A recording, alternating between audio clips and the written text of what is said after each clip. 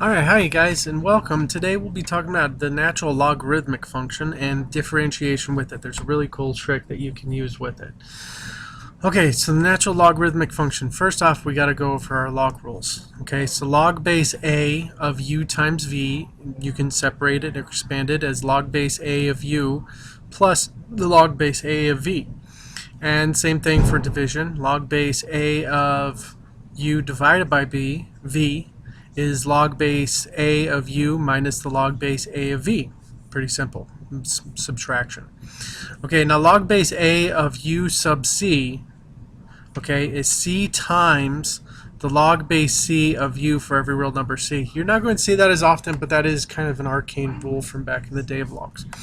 Okay, log base a of 1 is 0, because what numbers raised to what power? If you remember your log rules a little bit, 3 squared equals 9, whereas log base 3 of 9 equals 2.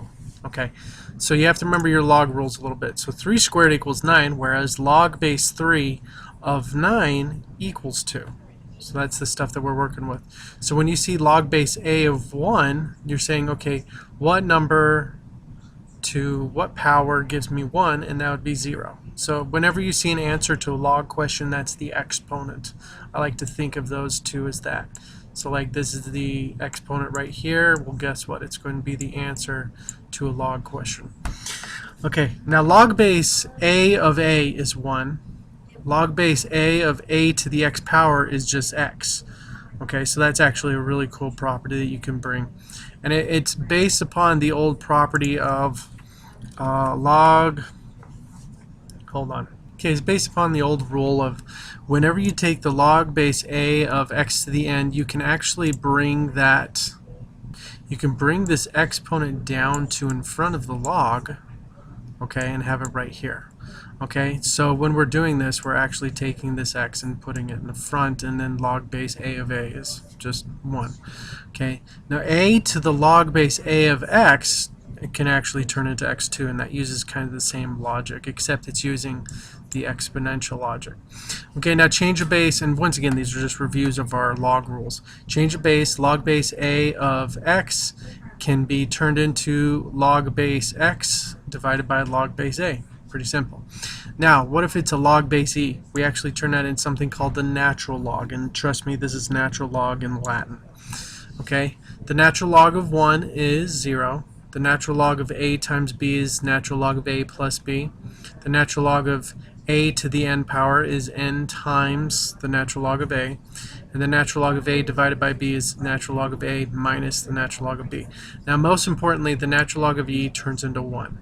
Okay, and the derivative, to ruin all your guys' little things, we've already talked about this quite a bit, but the derivative of with respect to x of the natural log of x is just 1 over x. Pretty simple. Now what we're going to do is we're going to learn some creative ways we can use logs to help differentiate. Okay, so how to differentiate with logs. So we're going to implicitly differentiate y equals x to the x power where x is greater than 0.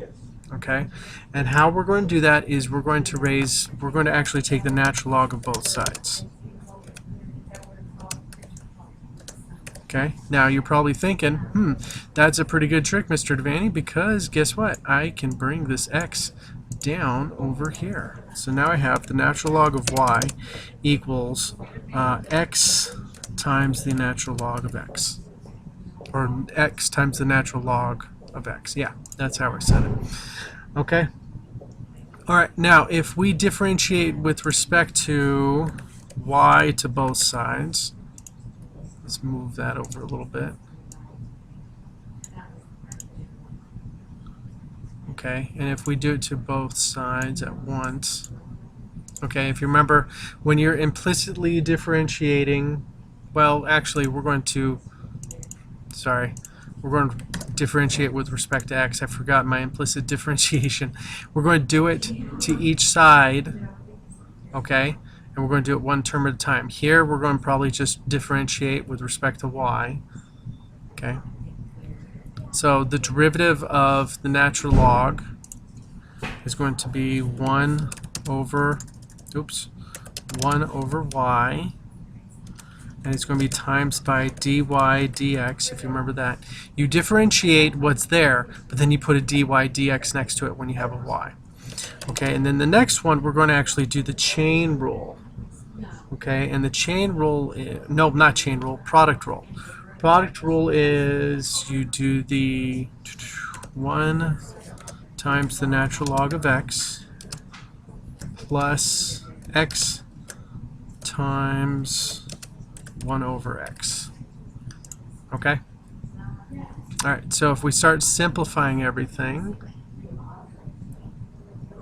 okay, we get dy over dx is equal to, now this is going to just turn into natural log of x, this is just going to turn into 1, and I'm going to multiply both sides by the y, so this gets me the natural log of x plus 1.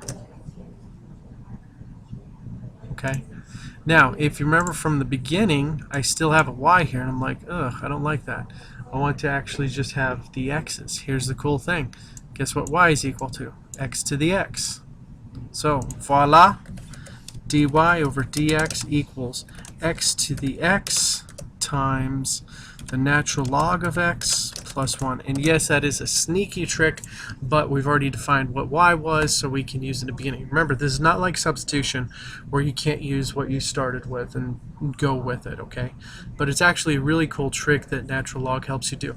And trust me, we couldn't have done this problem without the natural log because there is no derivative for x. Well, there is, but it's a complicated one, and guess what? It's right here, okay? Alright, so that's how to differentiate with logs and the log functions. Just remember your log functions are going to be the inverses of exponential functions, which we'll learn later. Okay, and remember your differentiation of a natural log is 1 over x. Thank you very much and have a great day. Bye.